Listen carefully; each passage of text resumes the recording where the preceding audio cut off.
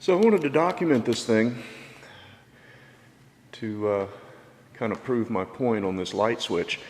This is the upstairs banquet hall at the American Legion Post in Valdese, North Carolina.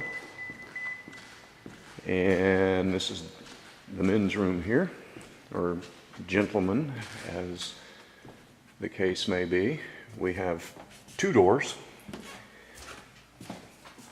You walk in here and you can see it's a rather small room. And I was basically standing here with my back to the light switch. And you can see it's just 3 feet away, but check this out. You have to really push down on this thing to make it. And it's a very audible click. So it didn't just turn off on its own.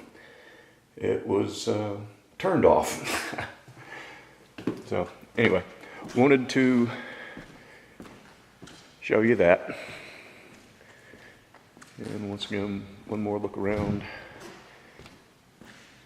And that's that.